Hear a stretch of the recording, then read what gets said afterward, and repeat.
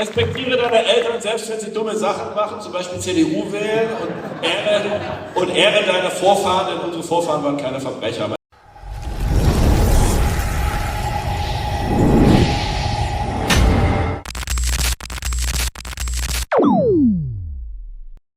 Hey Leute, habt ihr schon mal einen Politiker gesehen, der die ganzen Eliten einfach mal so auseinander nimmt? Maximilian Grah hat genau das gemacht.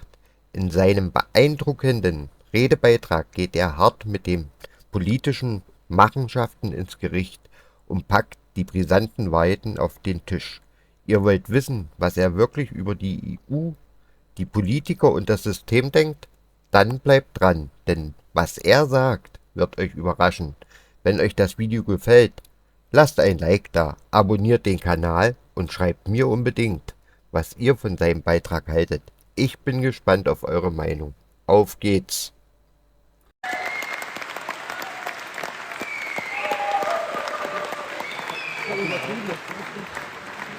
Vielen lieben Dank. Vielen Dank für diese nachgeholte Wahlkampfveranstaltung, die wir jetzt gleich für die Bundestagswahl als Vorspiel schon benutzen können. Ich wäre gern vor der Europawahl hier gewesen. Ihr wisst, es gibt eine Partei, hat Parteifreunde und Parteifreunde. Und wir sind heute bei den echten Freunden und wir werden gemeinsam dafür sorgen, dass das, was wir im letzten Jahr angefangen haben, sich 2025 fortsetzt. Denn meine Damen und Herren, vielleicht kippt die Stimmung noch nicht in Baden-Württemberg und generell in den westlichen Bundesländern. Aber der Wind dreht sich längst. Und ihr alle wisst es. Ich werde mittlerweile, eins habe ich ja erreicht letztes Jahr, ich werde erkannt und ich werde angesprochen von Leuten, die hätten mich vor 1,5 Jahren niemals angesprochen und wenn dann, um mir zu sagen, wie furchtbar sie uns anfinden. Die sagen plötzlich, Mensch, Herr Graf, halten Sie durch. Und ich denke, jeder von euch weiß, dass er angefangen hat oder sie angefangen hat, sich für die AfD zu engagieren. Ihr habt Freunde verloren. Ihr seid nicht mehr eingeladen worden und hat euch gesagt, heute wollen wir uns aber nicht über Politik unterhalten, aber das Geld nur mit ihr am Tisch warten. Diese Leute, erstens, sie sind weg, aber ihr habt neue Freunde gefunden, bessere, nämlich uns. Aber das Zweite ist, es kommen auch die zurück, die sagen, vielleicht unterhalten wir uns doch mal. Auf einen Schlag merken wir, dass es doch jetzt klar wird, wir hatten von Anfang an recht und wir haben mit dem Finger auf die richtigen Probleme gewiesen. Wir haben als erstes gesagt, diese Finanzkrise und diese Euro-Rettung, sie wird uns unglaublich viel Wohlstand kosten, sie führt in die falsche Richtung und wir haben recht behalten. Wir waren es, die klar gemacht haben, ein Land, das seine Grenzen öffnet und die ganze Welt einlädt. Das ist nicht dicht. Ein solches Land hat ein Problem, das es nicht lösen kann und vor allen Dingen, es erzeugt noch viel größere Probleme. Denn es hat sich ja mittlerweile weltweit rumgesprochen, du musst nur nach Deutschland gehen, also ich würde sagen, du wirst durchfinanziert. Wir haben den Magneten angeschaltet, Merkel hat den Magneten angeschaltet, der zu dieser modernen Völkerwanderung geführt hat. Die Probleme sind vergrößert worden, wir haben nicht geholfen, sondern wir haben die ganze Welt und ganz Europa in Unruhe gesetzt. Wir haben Recht behalten.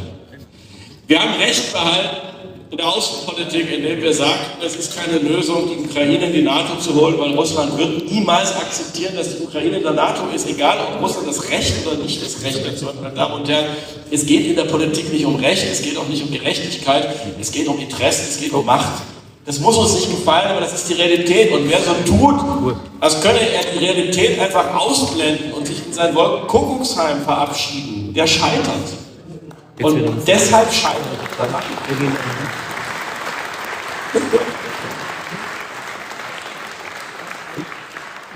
Wir haben darauf hingewiesen, dass Deutschland deindustrialisiert wird, wenn wir die Energiepreise weiter erhöhen. Wir haben gesagt, der Green Deal ist das Ende der deutschen Industrie. Und schauen wir uns an, wir sehen es hier. Und was wir zurzeit erleben, an Zahlen, dass Arbeitsplätze abgebaut werden, sind ja nur die Vorboten.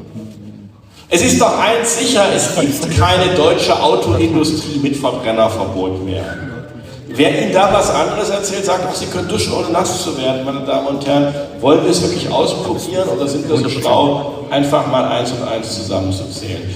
Aber es geht ja weiter. Es gibt ja auch Probleme, die wir nicht selbst geschaffen haben. Es wäre ja eine maßlose Überschätzung von Frau Merkel und den Grünen, wenn wir sagen würden, jedes Problem, das wir auf der Welt haben, hätten die geschaffen. Es gibt ja auch tatsächlich Entwicklungen, die hätten wir auch nicht aufhalten können. Zum Beispiel, dass wir halt keine Kinder mehr haben und dass wir schrecklich überaltern werden. Meine sehr verehrten Damen und Herren, wir werden bis Ende dieses Jahrzehnts die Geburtenrate in Deutschland ungefähr bei 1 liegen. Sie liegt zurzeit unter den ethnisch Deutschen bei 1,25. Wenn wir eine Geburtenrate von 1 haben, heißt das, dass wir uns halbieren. Und zwar innerhalb von 25 Jahren. Warum? Weil eine Frau nun mal nur in einer Zeitspanne von 25 Jahren Kinder bekommen kann. Dann sind zwar noch die Menschen da und werden älter, die vorher da waren, aber das Urteil der Halbierung ist gesprochen. Eine Halbierung heißt, dass wir in Deutschland ganze Gegenden und Landstriche nicht mehr halten können. Wir werden dort keine Infrastruktur aufrechterhalten können. Ich kann Sie beruhigen, das wird nicht in Lörrach sein. Aber wenn Sie nach Hof fahren, in Nordhessen und weite Teile Ostdeutschlands oder Hessisch-Sibirien, das heißt ja dann schon so, ich weiß nicht, wie man da Krankenhäuser, Schulen, Straßen, Bahnhöfe und so weiter aufrechterhalten. Wir werden ganze Gegenden aufgeben. Wir werden aber auch noch einen unglaublichen Überhang an alten Menschen haben, die versorgt, gepflegt, medizinisch unterstützt werden wollen. Wer soll das tun? Das ist ein Riesenproblem. Das hat Merkel nicht geschafft. Aber die Grünen sagen, wir lösen das, indem wir die ganze Welt einladen, hier Pflegekräfte zu werden. Meine sehr verehrten Damen und Herren, das wird ein riesiges Desaster werden. A, werden sie nicht kommen, und B, die werden kommen, werden keine Lust zum Pflegen haben, und bei den Pflegen werden sie ein regelmäßiges Missbrauchsproblem haben.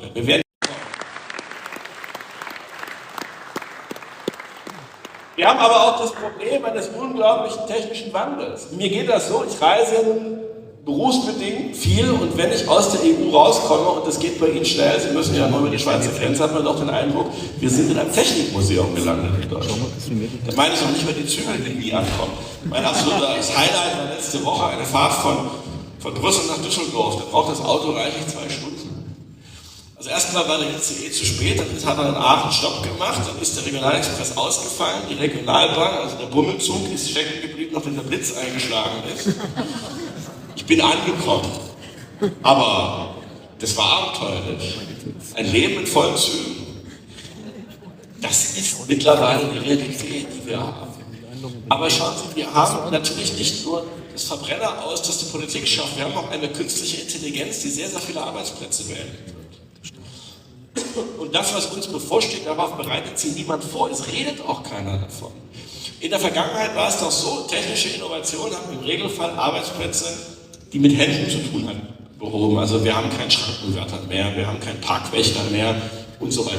Die KI wird jetzt die Arbeitsplätze in der Mitte, sie wird Bürojobs vernichten. Wir werden weiter einen Architekten haben, der eine Idee hat, aber der Ingenieur, der die Statik ausrechnet, das wird ein Computer machen. Der Ingenieur, der ausrechnet, wie viel Beton, wie viel Holzschalung, wie viel Baumaterial brauche ich, um den Plan umzusetzen, das wird ein Computer machen. Das gilt auch für Berufe wie Schadenssachbearbeitung bei einer Versicherung oder einen einfachen Scheidungsfall. Und wenn wir ganz viel Glück haben, auch ganz viel Journalismus, zum Beispiel, wenn es um die Frage geht, Nachrichten aus dem Polizeibericht in die Zeitung zu drucken. Wir brauchen in Zukunft keinen Menschen. Aber derjenige, der diese Lampen da oben austauscht, wenn sie nicht mehr brennen, das wird weiter ein Mensch machen. Das heißt, vor uns ist ja auch noch eine völlige Veränderung des Berufslebens, und da ist keiner vorbereitet, weil wir so damit beschäftigt sind, diese Völkerwanderung in den Griff zu bekommen, unsere Industrie zu retten und über unsere Arbeitsplätze Gedanken zu machen und obendrein und noch auch zu überlegen, was passiert, wenn der Krieg zu uns kommt. Dass wir in Deutschland über die echten Zukunftsfragen überhaupt nicht mehr nachdenken. Und allein diejenigen würden doch schon ausreichen, dass sich ganze Herrscher von Politikern beweisen können, ob sie echte Politiker sind oder nur Dummschwätzer. Und meine Damen und Herren, wir sind in den Händen von Dummschwätzern. Das führt leider dazu, dass wir über die richtigen Fragen gar nicht mehr nachdenken.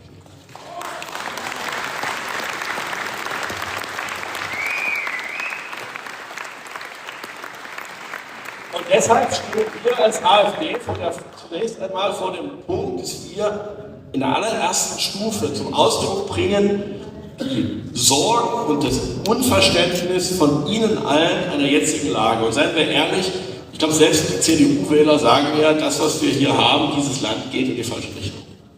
Ich weiß überhaupt nicht, wer nicht sagt, das Land geht in die falsche Richtung, aber es kann natürlich daran liegen, dass ich zu wenig Grünen-Wähler kenne. Aber in der Regel sind wir uns doch einig, mehr oder weniger, dass hier etwas grundlegend schief läuft. Und es ist schade, dass man sich mit diesen Trotteln, die da draußen heute gegen mich demonstriert haben, nicht unterhalten kann, ohne dass da irgendwie gebrüllt wird.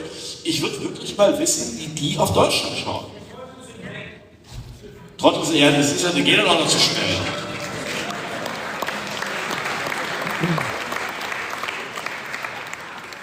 Sie kommen zu früh und halten nicht durch.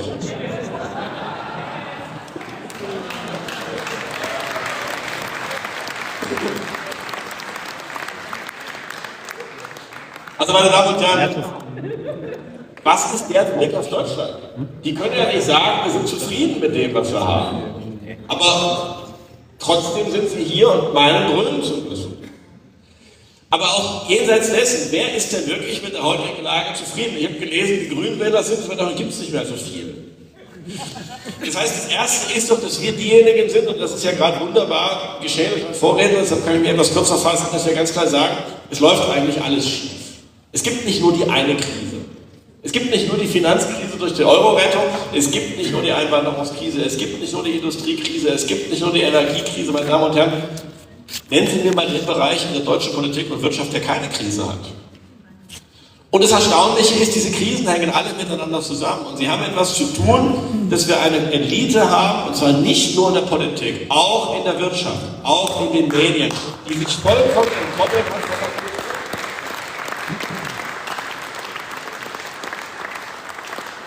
Dass Regierungs- und CDU-Politiker sich von der Realität entkoppelt haben, das ist allgemein gut. Über Journalisten, denke ich, müssen wir ja auch nicht groß reden. Und meine sehr verehrten Damen und Herren, ich warne davor, Industriemanager heilig zu sprechen. Der Klassiker ist immer noch der ehemalige Siemens-Chef Josef Sepp Käser. Der nennt sich nur deshalb Joe, weil er mal in Amerika war und so tun will, als sei er Amerikaner und nicht Niederbayer. Damit beginnt es, dass wir eine Elite haben, die nicht sein will, was sie ist. Sie sind nun mal deutsche Wirtschaftsmanager, sollen stolz darauf sein, denn ein Sepp Käser aus Niederbayern mit der Fachhochschule Regensburg als Ausbildungsinstitution hätte in keinem amerikanischen Konzern Vorstandsvorsitzender werden können. Und wenn das Einzige daraufhin für diese Chance ist, dass er sich dann Joe nennt und Deutschland beschimpft, dann zeigt es, dass dieser Mensch besser auch nicht hätte Vorstandsvorsitzender werden sollen, weil ihm ganz offensichtlich schon eine charakterliche Voraussetzung für diesen Job gefehlt hat.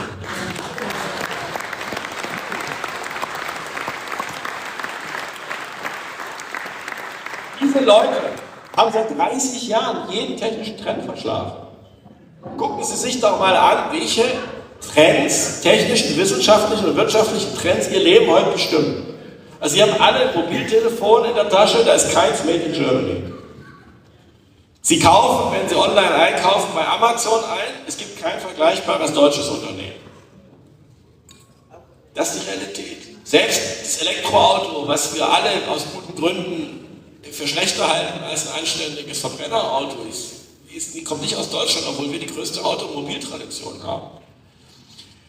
Es gab bis in die 80er Jahre hatte jedes große amerikanische Unternehmen ein gleichrangiges, gleich großes Äquivalent in Europa. Es gab General Electric und es gab Siemens. Es gab Goldman Sachs und bei uns gab es die Deutsche Bank. Es ist alles vorbei. Meine Damen und Herren, die größte US-Bank hat mehr Kapitalisierung als alle großen europäischen Banken zusammen addiert. Wir haben völlig den Anschluss verloren. Das haben wir nicht erst seit der Ampel.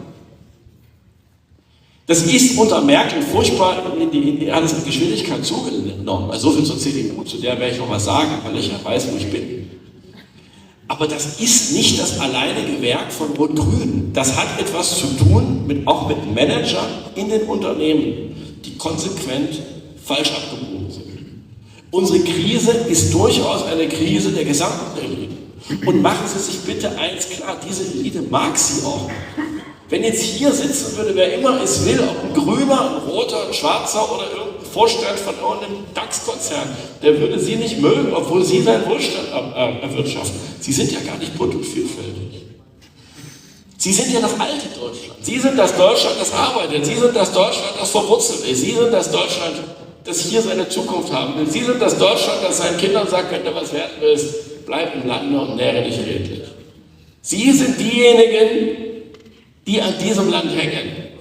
Und wir haben das Problem einer Elite, die aus diesem Land nichts anderes gemacht hat als einen beliebigen Standort. Und das ist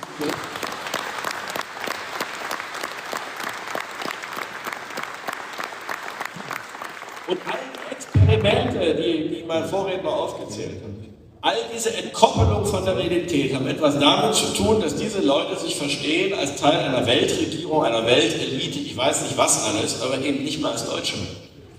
Und deshalb halten wir ihnen als erstes Mal entgegen, doch, wir sind Deutsche.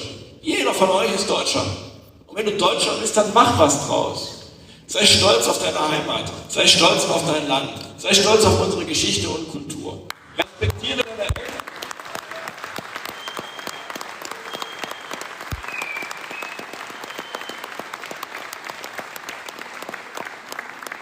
Respektiere deine Eltern, selbst wenn sie dumme Sachen machen, zum Beispiel CDU wählen, und ehre deine Vorfahren, denn unsere Vorfahren waren keine Verbrecher. Meine Damen und Herren,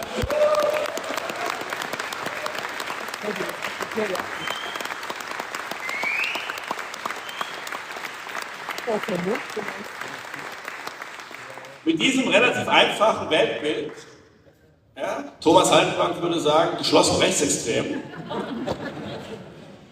sind sie schon mal dieser Elite überlegen. Danach kümmern wir uns um Realität. Wer sind sie eigentlich? Meine Damen und Herren, sie sind Männer oder Frauen. Eins oder das andere, mehr gibt es nicht. Zwei Geschlechter. Mehr haben wir nicht.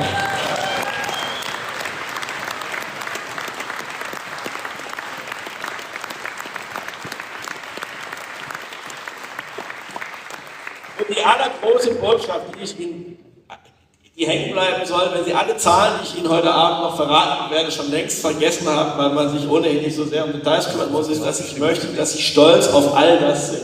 Auf sich selbst, auf Ihr Geschlecht, auf Ihre Familie, auf Ihre Eltern, auf Ihre Heimat, auf Ihr Land und auf das, was Sie schaffen. Lieben Sie sich selbst und lassen Sie sich nicht diesen Respekt vor sich selbst, diese Achtung vor sich selbst und die Wertschätzung sich selbst gegenüber ausreden. Wir haben eine Zeit, wo es nicht darum geht, dass sie sich klein machen, selbst verleugnen, was man ihnen ja sagen will. Du darfst keine Meinung haben, du darfst nicht sagen, dass du Deutscher bist, du musst ständig Rücksicht nehmen, du darfst nicht sagen, ich bin stolz auf meine Familie und meine Kinder, weil ich irgendwelche Gefühle von Leuten verletzen könnte, die all das nicht haben. Meine Damen und Herren, nein, die Zeit, wo man immer nur nachgibt, sich immer nur verleugnet, die führt dazu, dass dieses Land mittlerweile alles aufgibt, was es stark und groß gemacht hat. Und wir kriegen das alles nur wieder, wenn wir darauf bestehen, dass wir auf das, was wir sind und was uns ausmacht, auch stolz sein können, dass wir uns selbst schätzen, dass wir uns selbst lieben, dass wir mit großer Brust durchgehen, dass wir uns nicht kleinreden lassen von irgendwelchen Experten, die immer daneben liegen, sondern dass unser gesunder Menschenverstand, unser Patriotismus, unsere Verwurzelung und unser Ich hier wieder zählen. Seid stolz auf euch, liebt euch auch als Gemeinschaft und sorgt dafür, dass es hier in diesem Land nach eurem Willen und eurem Vorbild abgeht und nicht nach irgendwelchen spinnerten Ideen von Leuten, denen ihr noch nicht mal eure Versicherungsangelegenheiten habt.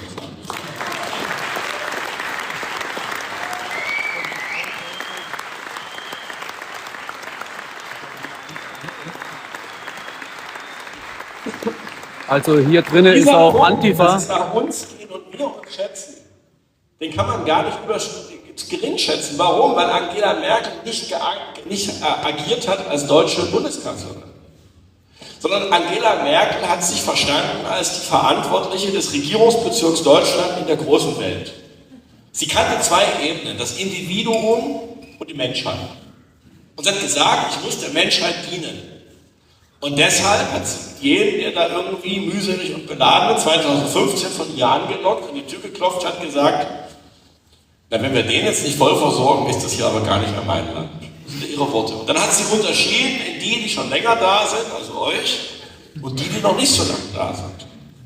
Und sie hat in einer kleinen Runde mit CDU-Bürgermeister, das weiß ich, weil ich damit, jetzt könnt ihr gerne Eier nach mir werfen, noch CDU-Mitglied war, hat sie gesagt, warum, ja, völlig korrekt, aber ich bin zumindest ein gutes Zeichen, dass der Groschen fallen kann.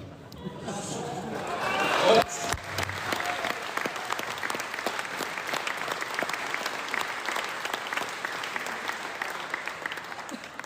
sie hat einen Bürgermeister aus einer sächsischen Kleinstadt gefragt, warum glauben Sie eigentlich, dass Ihre Bürger mehr wert sind als die Syrer, die wir jetzt versorgen sollen?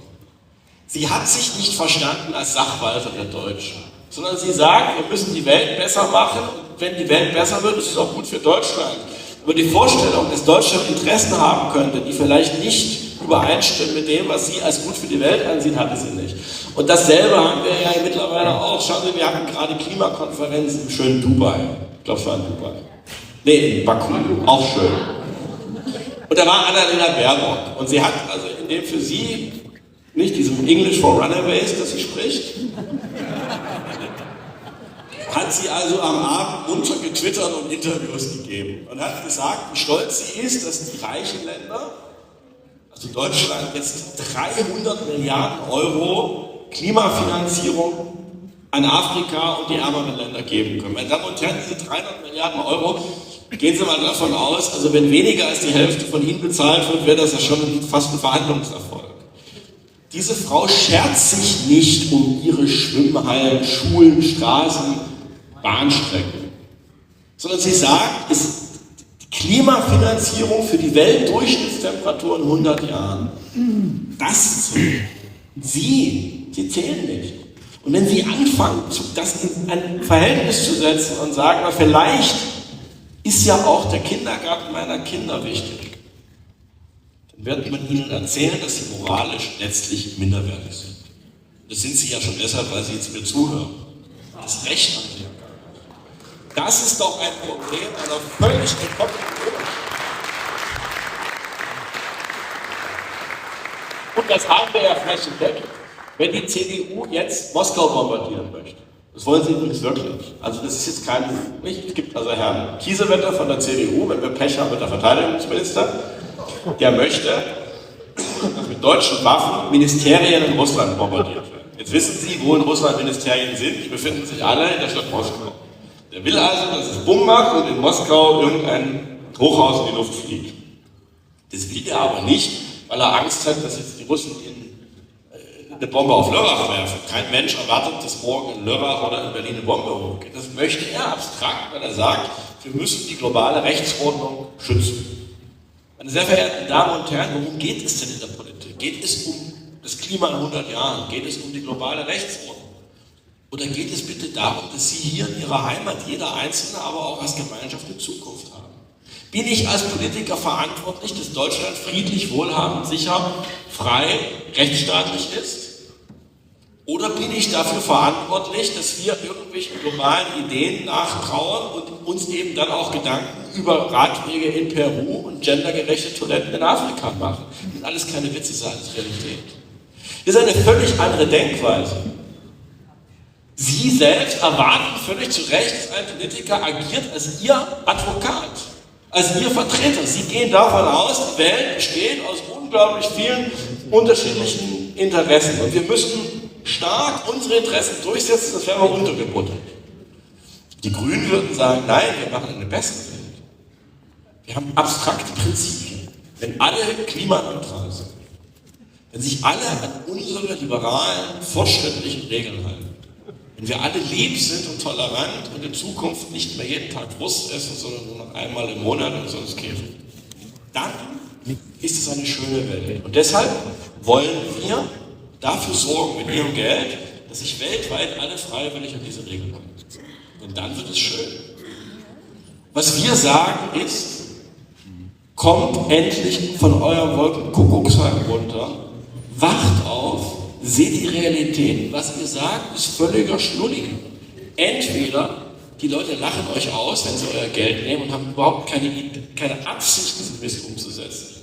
Oder aber eure Ideen sind so falsch, dass man sich dagegen wehren muss. Und in jedem Fall, wenn ihr nicht für uns kämpft, wird niemand für uns kämpfen.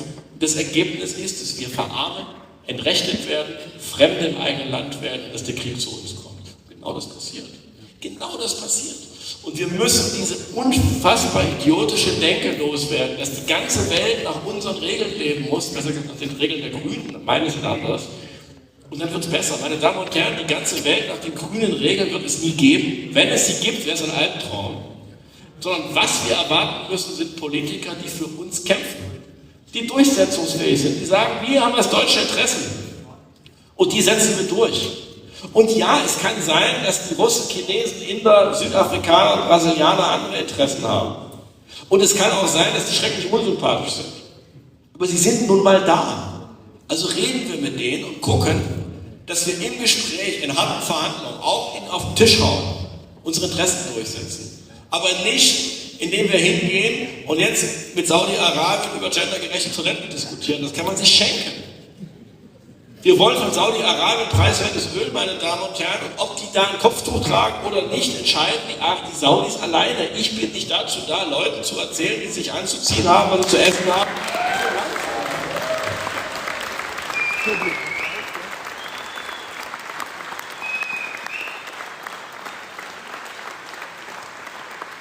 Ja, Leute, wir haben einen von der Antifa hier drin. Weltweit ist Russland eine Demokratie? Vermutlich nicht. Wird es je eine werden? Vermutlich auch nicht. Ist das mein Problem? Nein. In Afghanistan trägt man seit 3000 Jahren Kopftücher. Finde ich das gut? Nein. Ist es meine Aufgabe, das zu ändern und den Afghanen irgendwas davon zu erzählen? Selbstverständlich nicht. Das ist nicht meine Aufgabe. Das machen die bitte schön selbst.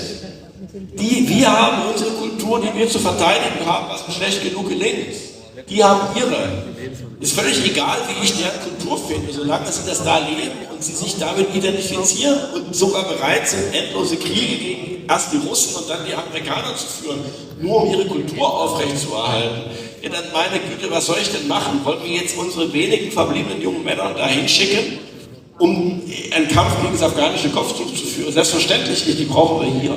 Meine sehr verehrten Damen und Herren, lasst uns nach unseren Regeln leben. Kämpfen wir um unsere Identität, kämpfen wir um unsere Freiheit.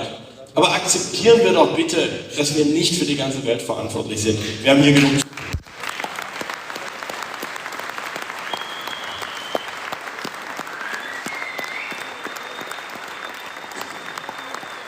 Ich freue mich, dass Sie das so leicht aufnehmen, denn das ist nicht wieder dran. Denn das ist natürlich eine Sache, wo unsere Gegner uns dann vorwerfen, wir wären ja unmoralisch, weil wir uns etwas herausnehmen, was wir den anderen nicht zubilligen würden. Weil, meine sehr verehrten Damen und Herren, wir nehmen uns das voraus, weil wir wissen, dass das, was für uns gut ist, was wir als schön empfinden, nicht unbedingt von allen anderen in der Welt als schön empfunden wird. Weil wir wissen, dass die Welt bunt und vielfältig ist. Wir sind anders als die Afghanen. Das ist übrigens kein Werturteil über die Afghanen. Es ist erstmal eine Liebeserklärung an uns selbst und die Bereitschaft, die Realität anzuerkennen. Es ist doch wunderbar, dass ein Afghane anders ist als ein Chinese anderer ist als ein Inder und ein Inder anderer ist als ein Afrikaner. Aber wir, liebe Freunde, wir sind Deutsche. Und wir wollen es bleiben.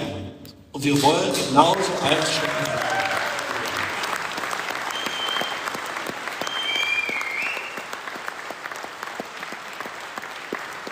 Und diese Botschaft ist es ja genau, die wir brauchen für die jungen Leute.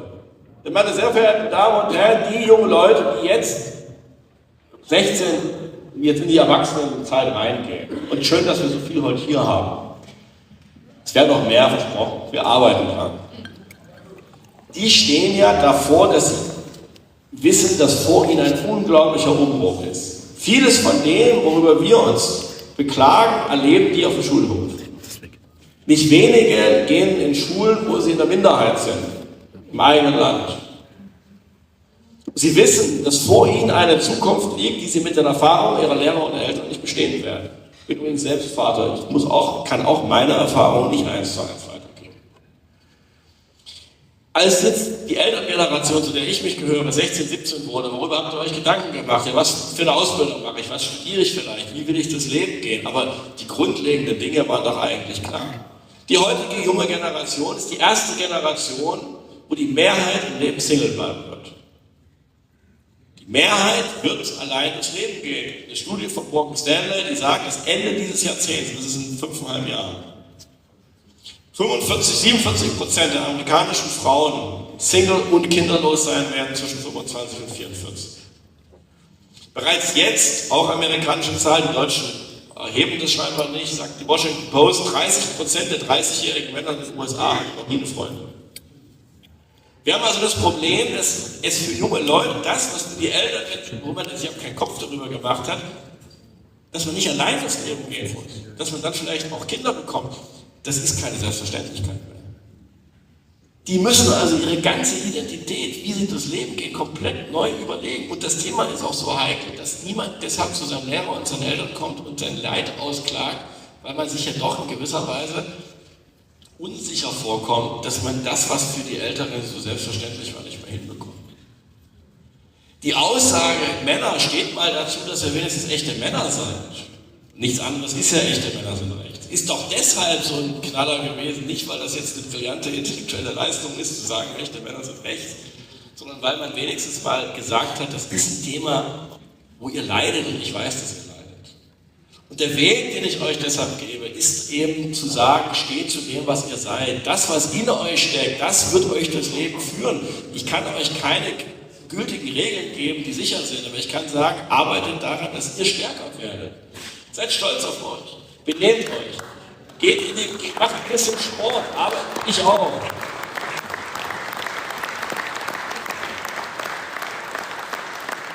Und vor allen Dingen lasst euch nicht einreden, dass ihr euch selbst verleugnet, sondern besteht auch auf eurem Recht, auf eurem Anspruch ans Leben. Auch ihr habt einen Anspruch, glücklich zu sein und ihr habt einen Anspruch, ihr selbst zu sein. Lasst euch nicht euer Ich aus- und kaputt reden, sondern formt es und seid stark und stolz daraus. Das war diese Botschaft und ich habe mir heute nochmal die Zahlen angeguckt. Damit haben wir halt Millionen Leute erreicht. Weil wir in einer Zeit leben, wo man den Kindern ja selbst einredet, sie könnten ihr Geschlecht ändern. Sie sollen nicht sie selbst sein. Wenn sie heute nicht mehr Junge sein wollen, weil es vielleicht Probleme in der Entwicklung gibt, dann sollen sie als Mädchen weitermachen können. Natürlich ist das Wahnsinn, ihr verstümmelt euch. Wenn es Probleme gibt, dann arbeitet daran, Probleme zu überwinden. Lasst euch nicht vom ersten Rückschlag entmutigen. Haltet durch. Ja. So wie ich nach der Europawahl. Wir lassen uns nicht entmutigen.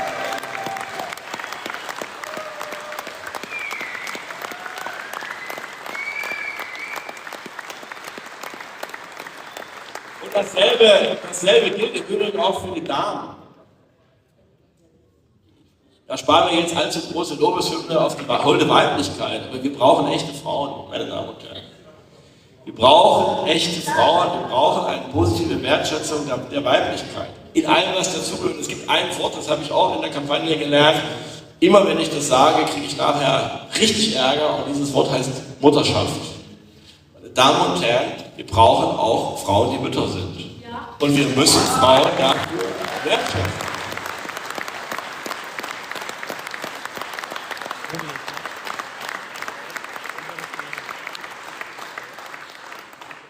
Also lasst uns über Mütter und Mutterschaft reden und lasst uns vor allem klar machen, dass das eine große Verantwortung, aber auch etwas Großartiges, eine Auszeichnung ist. Und dass wir jede Mutter dafür auch beglückwünschen und gratulieren. Es ist schwer und es wird immer schwer. Wir müssen wieder für das natürliche und gesunde Wertschätzung entwickeln und müssen aufhören, uns um das letztlich Absurde und Kranke zu tanzen. Das gilt gerade für die junge Generation, denn denen treibt man in den Schulen das Gesunde, Starke, Natürliche aus. Man gibt euch Ideale, die sind Ideale, die direkt in die Hölle führen. Und ihr müsst deshalb euch selbst informieren und müsst an euch arbeiten. Ihr müsst wissen, dass das, was ihr intuitiv erkennt, was ihr seid, was ihr im Spiegel seht, das ist der Weg, damit ihr glücklich werdet. Und man wird nur glücklich im Rahmen dessen, was man wirklich ist. Als Mann, als Frau, als Kind seiner Eltern, als Nachfahre seiner Vorfahren, als Deutsche und nicht als lilafarbenes Einhorn oder als Grünwähler. Und meine Damen und Herren,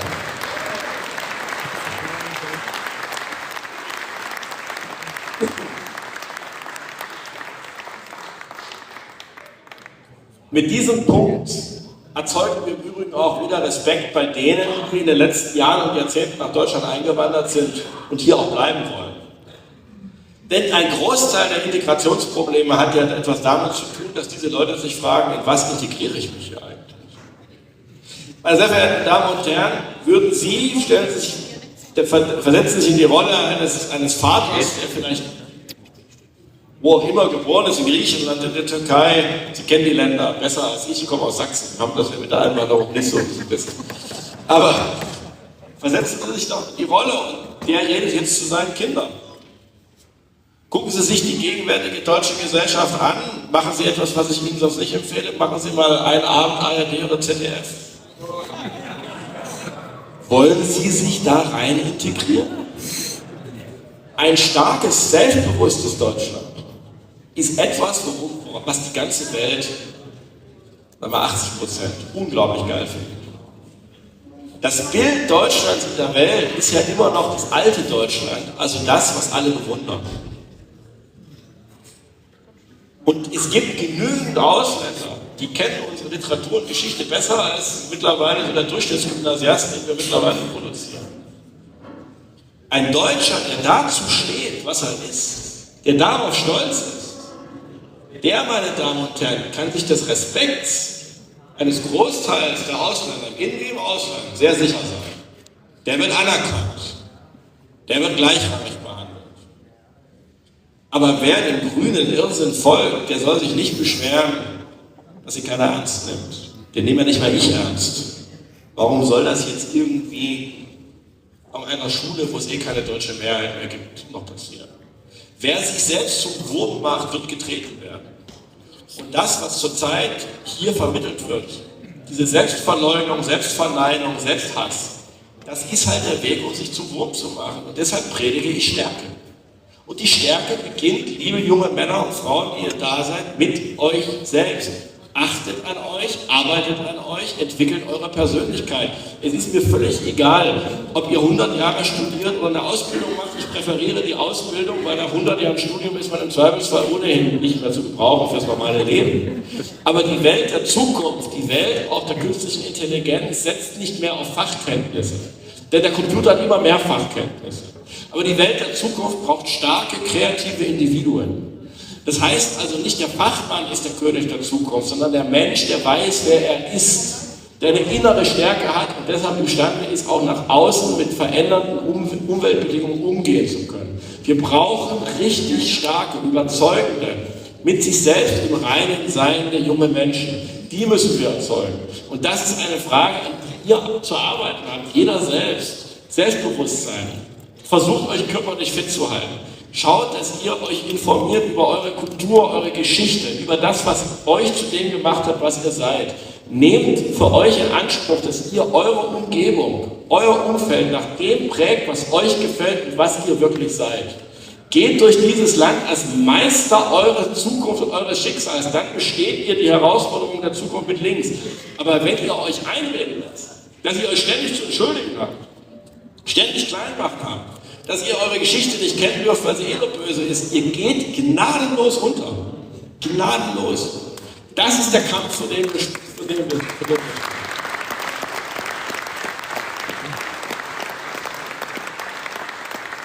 Meine Damen und Herren, wenn wir das drin haben, dann weiß ich ja, dass ich so in meiner Generation das leichter habe, weil das da ja noch unterrichtet wurde. Dann ist das andere alles nur noch eine logische Abfolge. Dann ist doch klar, dass wir unsere Industrie erhalten wollen und nicht aufgeben wegen der Weltdurchschnittstemperatur in 100 Jahren. Dann ist doch auch klar, dass wir wissen, dass wir diese Industrie nur erhalten können, wenn wir sichere, stabile Energie haben. Stabil und preiswert, weil ja andere Leute auch Energie haben. Jetzt haben wir ja eins erreicht, die CDU hat die Grünen noch übertroffen und hat unsere Atomenergie kaputt gemacht. Super. Soweit diese Kraftwerke noch existieren, muss man sie wieder aufstellen. Ich befürchte aber, dass uns das nicht gelingen wird, sondern die Grünen werden bis 2029 dafür sorgen, dass diese Kraftwerke unbrauchbar gemacht werden. Neue Atomkraftwerke zu bauen ist unglaublich teuer. Denn der Charme, der ökonomische Charme der Atomkraftwerke, die wir hatten, war, dass sie abgeschrieben sind. Das heißt, die Erstellungskosten zurück in den 70er und 80er Jahren belasten den Strompreis nicht mehr. Wenn wir jetzt neue bauen, müssten wir die heutigen Erstellungskosten auf den Strompreis umsetzen. Das Ergebnis ist, dass neu gebaute Atomkraftwerke sehr teuren Strom produzieren. Das hilft uns nicht.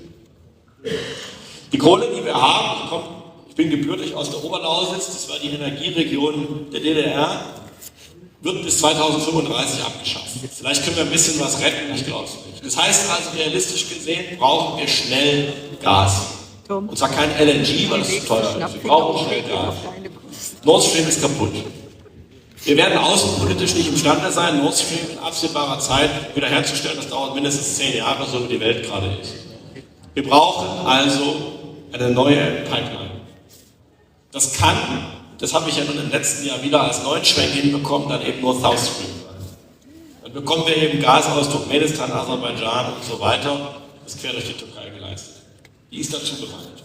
Wir brauchen eine Gaspipeline. Wenn wir uns selbst erhalten wollen, achten wir auf diese Gaspipeline und führen jetzt bitte schön keine ausufernde Diskussion über die Meinungsfreiheit in Turkmenistan. Die ist nicht perfekt. Aber ich bin nicht bereit, wegen der nicht perfekten Meinungsfreiheit und Pressefreiheit in Turkmenistan unsere Industrie vor die Hunde gehen zu lassen. Das ist eine Abwägungsfrage. Wir können unsere Industrie weiterhin nur retten, wenn wir endlich entbürokratisieren. Die EU in ihrer heutigen Form ist verheerend. Sie bekommen den Green Deal und die ganze Bürokratie in den bestehenden Institutionen und Strukturen nicht weg. Das heißt also, wir brauchen eine Alternative zur EU. Ich sage nicht, dass wir komplett renationalisieren können. Das können wir nicht, das würde zu Instabilitäten führen. Dieser wirtschaftliche Zusammenschluss mehrerer Staaten zum gemeinsamen Markt, zu einer Zollunion, zum Austausch, ist eine große Leistung der Nachkriegszeit. Aber es hat sich zu etwas entwickelt, was jede wirtschaftliche Entwicklung zurzeit hemmt und was sogar dafür führt, dass es den Berg runtergeht. Wir nehmen also mit, wir brauchen ökonomische Zusammenarbeit mit Ländern, mit anderen Volkswirtschaften, aber die heutige EU, die muss weg, damit wir weiter existieren können. Diesen Spagat müssen wir zusammenbringen. Und nur wenn wir mutig sind und an unsere eigene Zukunft glauben, werden wir das hinbekommen, dass wir in den Verhandlungen mit anderen europäischen Ländern auf unserem Recht und unserem Wohlstand beharren können. Das müssen wir tun. Das nächste.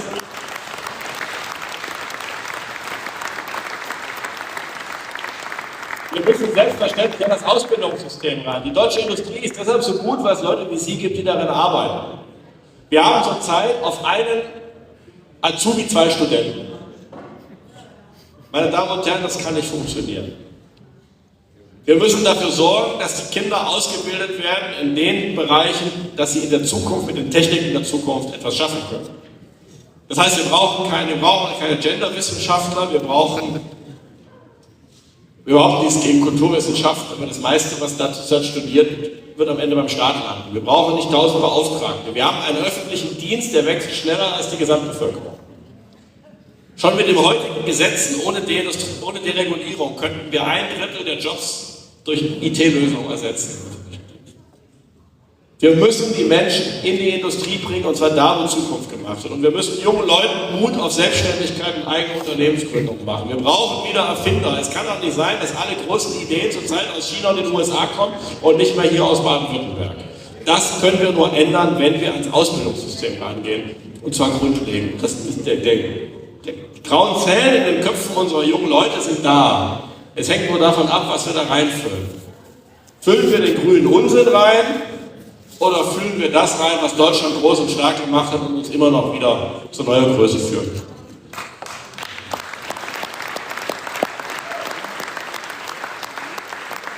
Wenn wir wissen, dass es um unsere Politik geht, müssen wir an einer Friedenspolitik Interesse haben. Und meine Damen und Herren, ich bin sicher kein Pazifist. Ich gehöre noch zu der Generation, die Wehrdienst geleistet hat. Nicht verweigert. Als einziger in meinem Amt. Und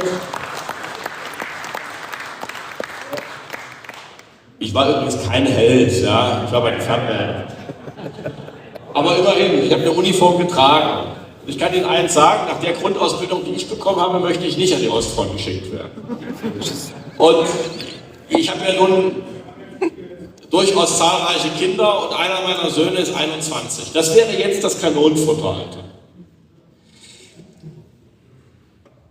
Meine Damen und Herren, ich möchte nicht, dass der jetzt eingezogen wird, an die Ostfront geht und es macht Puff und er ist weg. Und ich wünsche das auch niemandem von Ihnen mit Ihren Kindern und Enkeln, gerade weil es so wenig gibt. Wir müssen, gerade weil wir so wenig junge Leute haben, gucken, dass diese jungen Leute hier noch die Chance haben, die Karre aus dem Dreck zu ziehen. Und deshalb sollten wir dringend Leuten wie Merz, Kiesewetter, Röttgen und wie sie alle heißen, das Handwerk legen, wenn die meinen, sie müssten wegen irgendwelcher politischen Ideen jetzt Moskau oder sonst was bombardieren. Nein, müssen wir nicht. Wir müssen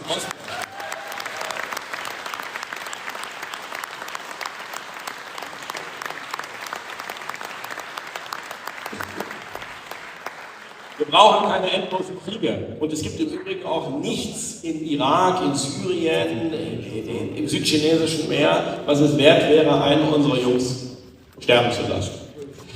Man kann Dinge auch ausgleichen über Verhandlungen, Handel und Diplomatie. Und wenn der Krieg tatsächlich da ist an unserer Haustür, dann werden wir uns natürlich verteidigen. Wir brauchen schon eine starke, funktionierende Bundeswehr. Aber die haben wir ja gar nicht. Was wir zurzeit haben, ist doch letztlich eine Truppe, die Hilfsaufgaben wahrnehmen kann für andere Armeen. Soll sie das tun? Ich meine, nein. Lasst uns lieber schauen, dass wir hier die Wehrfähigkeit und Wehrbefähigung wiederherstellen. Zum Beispiel durch Sommerkurse. Eine Wehrpflicht kann man gar nicht mehr durchsetzen. Aber hören wir doch auf, Phantomdebatten zu führen. Wenn wir sagen, es geht um Deutschland und Europa, hier wo wir leben, und nicht um abstrakte Rechtssysteme von Völkerrecht und so weiter, ja, wo dann solche Experten wie Frau Baerbock zuständig sind, dann brauchen wir keine weltweit agierenden Militärinterventionen. Das ist nicht unsere Aufgabe, was ist unsere Kriege. Wir können also aus der Überzeugung, dass es um unser Land und unser Leben geht, zur Energiepolitik, zur Wirtschaftspolitik, zur Steuerpolitik, Steuern runter, zur Einwanderungspolitik. Wir sind nicht dazu da, die ganze Welt zu versorgen. Zur Außenpolitik, Diplomatie und gegenseitigen Respekt anstatt Durchsetzen von irgendwelchen universal gedachten Werten weltweit, können wir alle Fragen beantworten. Und wenn wir uns die Frage stellen, warum beantworten denn die anderen Parteien es falsch, meine Damen und Herren, dann genau deshalb, weil die nicht an sich selbst in Deutschland denken, sondern weil die irgendwelchen Hirngespinsten nachdenken, die mit eurer Realität nichts zu tun.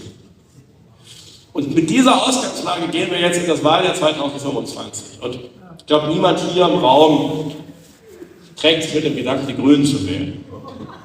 Ich möchte aber, darfst du eine Frage stellen? Ich möchte aber die Chance nutzen, nochmal vor Herrn Merz zu warnen. Sie leben ja hier in einem der reichsten Teile Deutschlands. Das war immer so. Ich erinnere mich in den 80er Jahren, ich war im Jahrgang 77, wie es war, wenn meine Eltern durften nach Mitte der 80er Jahre Verwandte im Westen besuchen. Dann kamen die zurück, dann brachten sie Geschenke mit und packten die aus und die ganze Wohnung roch nach Westen. Sie waren auf dieser schönen Seite, da wo es bunt war, wo die Fotos bunt waren, das Leben bunt war, wo man im Fernsehen, das war damals so, vielleicht nicht die ganze Wahrheit bekommen, aber nicht schamlos belogen wurde. Sie konnten mit ihrer Arbeit als Angestellte sich ein eigenes Haus kaufen oder eine Eigentumswohnung. Und sie fuhren richtig gute Autos. Fuhren in Urlaub an Orten, die man sich gar nicht vorstellen konnte. Das war ihr Land. Und es wurde verwaltet, aufgebaut von der CDU. Helmut Kohl regierte in Bonn und Lothar Späth in Stuttgart. Und jetzt sehen Sie, wenn Sie rauskommen, das, was daraus geworden ist. Und es ist völlig nachvollziehbar, dass Sie sich überlegen, wenn ich diejenigen, die damals regiere, wieder wähle, dann wird es auch wieder wie damals. Und der Merz bedient das. Sieht das schon so aus wie damals. Meine Damen und Herren, das ist die Falle. Es kann nicht wieder so werden wie damals, weil die Menschen nicht mehr da sind. Gucken Sie sich an, wer da ist. Weil die Welt nicht mehr ist wie damals, die Mauer steht nicht mehr, der Wohlstand ist nach Süden gewandelt. In den 80er Jahren war China und Indien zusammen hatten eine kleinere volkswirtschaftliche Leistung als die alte Bundesrepublik. Beide größer als sie. Es war eine andere Zeit. Es wurde, wenn es um irgendwas ging in der Welt, wurde das entschieden zwischen Maggie Thatcher, Helmut Kohl, François Mitterrand und Ronald Reagan. Da gab es keinen Xi Jinping, kein Mohammed bin Salman, kein Recep Erdogan. Das war eine Volkswirtschaft der Türkei, war ein Witz, ist heute größer als die Italiens, wenn sie es Kaufkraftparität berücksichtigen. Eine ganz andere Welt. Und in dieser alten Welt lebten hier in Deutschland vor allem Deutsche, die alle noch ausgebildet wurden in einem sehr traditionellen Geist, und die schafften halt. Das Ergebnis war dieses Land, an das sie sich zurückerinnern und das ich noch als Geruch, eine geschenkte Erinnerung habe. Wer Ihnen verspricht, er kann Ihnen das zurückzaubern, nur weil er genauso aussieht und genauso spricht, der lügt, meine Damen und Herren. Wir können leider die Fehlentwicklung einer verfehlten Politik mindestens ab dem Amtsantritt von Frau Merkel, in der Tat damit begann es ja nach unten zu gehen, können wir nicht einfach zurückdrehen. Wir können nicht in eine Zeitmaschine fliegen und 1980 aussteigen und jetzt kurzgeistig-moralische Wende nochmal richtig wiederholen.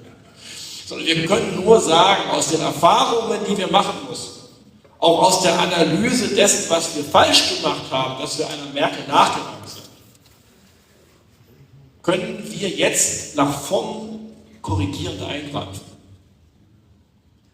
Wir können nur nach vorn laufen. Wir können nicht die Herausforderung der künstlichen Intelligenz und des Wegfalls der Jobs dadurch lösen, dass wir die künstliche Intelligenz verbieten, denn alle um uns herum sie benutzen und uns damit Konkurrenz sind, sondern wir müssen die Meister dieser künstlichen Intelligenz werden. Wir können nicht die Veränderung der Welt mit diesem Wandel zum globalen Süden einfach ignorieren, den es damals nicht gab, sondern wir müssen mutig als Deutsche Handel treiben mit diesen Ländern und wir müssen als starke, stolze Vertragspartner mit diesen Leuten und von ihrem Aufschwung profitieren, was möglich ist. Wir müssen das, was kaputt gegangen ist, neu machen und sanieren. Wir haben nur eine Chance, nämlich die Zukunft zu gewinnen. Und meine sehr verehrten Damen und Herren, wenn Herr Merz, und zwar auch nach Meinung seiner Fans, für etwas garantiert nicht steht, dann ist es Zukunft. Der Kampf geht nicht darum, eine schöne Vergangenheit, eine schöne Erinnerung, sie war schön. Das ist ihr Glück und ihre große politische Last hier in einer so reichen Gegend. Das ist mein Vorteil in Sachsen. Muss ich den 80er-Jahren-Teil nicht machen. Bei Ihnen muss ich ihn machen. Es ist ihr großes Glück und ihre Last, dass sie das Ideal im Kopf haben und denken, wer entspricht dem? Ja, der Merz entspricht den 80er Jahren, aber sie kriegen sie nicht zurück, sondern sie müssen in die Zukunft gehen. Und politisches Werbung, politische Vision heißt, dass ich ihnen heute den Mut gebe, dass sie sich so verändern, dass sie sagen, diese Zukunft gewinne ich.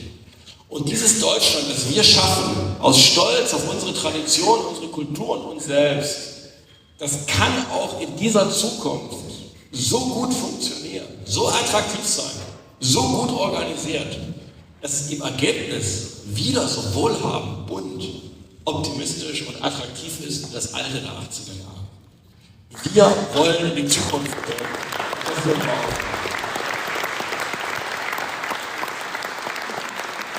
Und deshalb, meine Damen und Herren, Sie haben das alles in sich.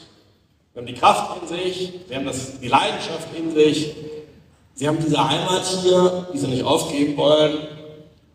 Sie können das schaffen, wenn Sie sich frei machen, wenn Sie sich nicht klein machen lassen, wenn Sie sich nicht einreden lassen, dass das Weltklima das Maß der Dinge ist, wenn Sie keine Angst vom Iwan haben, sondern eher Angst vor unseren scheußlichen Politikern. Der Vorteil ist, unsere scheußlichen Politiker können Sie abwählen, vergessen Sie den Iwan. Das ist nicht unsere Baustelle. Wenn Sie sich dieses Herz nehmen und sagen, wir werden uns unser Land zurückholen und wir werden dafür sorgen, dass es blüht. Die Zukunft mag anders sein als die Vergangenheit, aber es gibt nichts, wofür wir Angst haben müssen, denn wir wissen, was in uns steckt.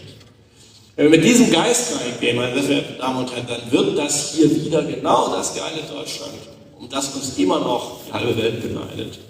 Darum geht es. Dafür AfD und dafür geben wir alles. Ja, vielen Dank.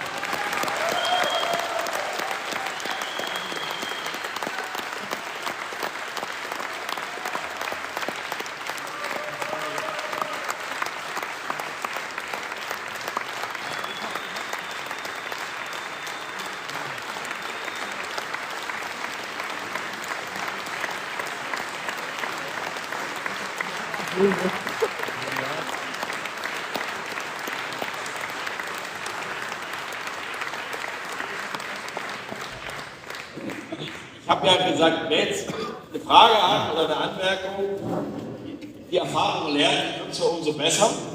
Und wir beginnen mit dem Herrn, der sich da schon die ganze Zeit gemeldet hat und sogar von sich behauptet, er würde die Grünen wählen. Jetzt bin ich gespannt. Du hast dich gemeldet, als ich fragte, gibt es hier Grünwähler, hast du dich gemeldet? Du hast gefragt, das ist umso besser, dann stell die Frage.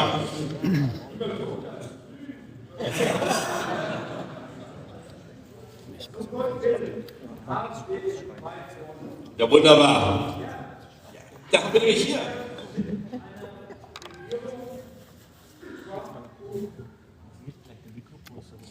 Naja, also der Trump hat uns, es ist zwei Sachen, der Trump hat uns natürlich in ein paar Sachen gerettet. Also er wird mit großer Wahrscheinlichkeit die Kriegsgefahr reduzieren. Das sollte man nicht kleinreden. Also ich fand diese Friedensrhetorik auch immer irritierend, aber was sich in den letzten Jahren abgespielt hat, zeigt ja, dass es nicht ganz falsch war. Wir können darauf hoffen, dass der Krieg beendet, dass auch die Kriege im Nahen Osten weniger werden, die uns ja über die Flüchtlinge erwischen. Der Trump rettet uns, was die Meinungsfreiheit angeht. Also ihr wisst, wenn ihr heute Abend im Überschwang ein bisschen zu deftig in die Tastatur haut, kann es passieren, dass demnächst die Polizei früh um 6 kommt und euch die Computer wegnimmt. Über den Elon Musk ist natürlich klar, haben wir einen Raum der Meinungsfreiheit auf der Plattform X und es ist auch so, dass er angekündigt hat, über den Vizepräsidenten J.D. Vance, wenn die Europäer die Meinungsfreiheit massiv beschränken, werden die Amerikaner Druck machen. Das ist einer der wenigen Punkte, wo ich mich freue, dass in Europa die Amerikaner so mächtig sind. Der Trump wird weiterhin aus dem Klimaabkommen wieder ausgehen. Treten wir aus dem Pariser Klimaabkommen. Das ist für die deutsche Industrie ein Hoffnungsschimmer. Denn mit diesem Klimaabkommen wird die Industrie nicht überleben können. Auf der anderen Seite wird der Trump auch eine Wirtschaftspolitik machen, die uns quietschen lässt. Also er hat angekündigt, er wird auf alle Produkte einen deutlich erhöhten Einfuhrzoll erheben. Im Gespräch ist bis zu 30%. Gleichzeitig, dadurch, dass sie aus dem Klimaabkommen rausgehen, wird die Energie in den USA viel, viel billiger werden, als sie jetzt schon ist. Sie ist jetzt schon sehr preiswert. Das heißt, jedes deutsche Unternehmen kriegt jetzt das Angebot, baue eine Fabrik in den USA, wir geben dir Subventionen für die Fabrik, die du in die USA verlagerst, du kannst mit niedrigen Stromkosten produzieren, du hast wenig Bürokratie und du hast wenig Steuern. Wenn du weiter in Deutschland produzierst, darfst du bei uns nicht importieren. Alle ökonomischen Probleme einer exportorientierten Wirtschaft, die wir haben, hohe Strompreise, Überbürokratisierung und so weiter, verschärft er, weil er sagt, bei uns gibt es das nicht und wenn du trotzdem nicht zu uns deine Produktion verlagerst, werden wir dich mit Zöllen dazu zwingen. Von daher kann man sagen, wunderbar, damit ist der Green Deal vorbei. Aber das wird dauern. Also er wird uns ökonomisch, es ist ja ein Konkurrenzrennen, das wir haben, werden wir leiden. Und die einzige Chance, die wir haben, ist, dass wir uns sehr, sehr schnell von dem grünen Unsinn befreien. Das heißt, er bringt uns ökonomisch unter massiven Zugzwang. Das muss klar sein. Und von daher ist es eine kurzfristig Kriegsgefahr gebannt, Meinungsfreiheit gerettet. Außerdem ist es natürlich, schauen Sie, gerade für mich ist es natürlich großartig, ja, dass ein Mann wie Trump gewinnen kann. Das nutze ich natürlich auch parteiintern ungeniert aus, können Sie sich ja vorstellen. Also, ich habe doch ein paar Bremsen rausgenommen aus meiner Rhetorik, die ich bislang nicht mehr drin hatte. Ich sage es Ihnen ja ganz offen. Was ist denn das Politikmodell, was wir haben wollen in der AfD? Wollen wir Trump haben oder wollen wir Meloni haben? Und ich glaube, Trump gibt uns viele neue Inspirationen und Hoffnung, aber machen Sie sich eins klar, er ist der Präsident der Amerikaner, es ist America First und er wird uns ökonomisch beschäftigen. Das ist die Chance, dass wir sagen, jawohl, machen wir es ihm nach, da bestehen wir, aber kurzfristig kostet das richtig Geld. Das muss klar sein. Insofern sollten wir jetzt nicht alles, was Trump sagt, mit Halleluja begrüßen, aber wir sollten uns freuen, dass er gewonnen hat. Danke.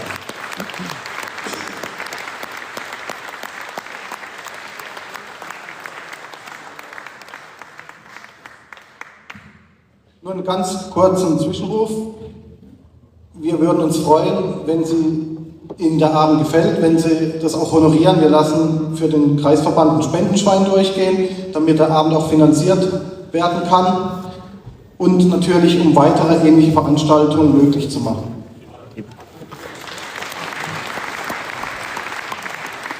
Ich würde mich vor allem freuen, wenn wir jetzt noch Menschen, die noch nicht Mitglied der AfD sind, wenn die sich vielleicht heute Abend durchgehen können. Also Anträge sind da, es sind auch die nötigen Vertreter des Kreisvorstandes da, mit denen man gleich vor Ort kurz reden kann. Nutzen Sie die Chance, meine Damen und Herren, wir leiden an zu wenig Mitgliedern.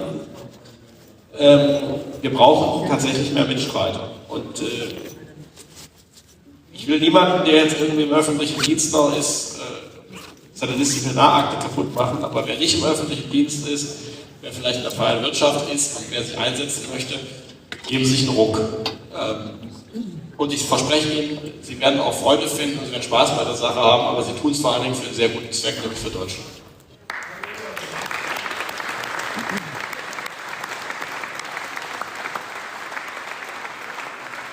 So, war erschöpfend. Dann würde ich sagen, gehen wir nach raus in eure Feuerschale alle und dann haben wir noch. Wunderbar. Also ich danke für die Aufmerksamkeit und komme dann gern bei Gelegenheit zu Ihnen zurück und wir setzen uns vor. Dankeschön.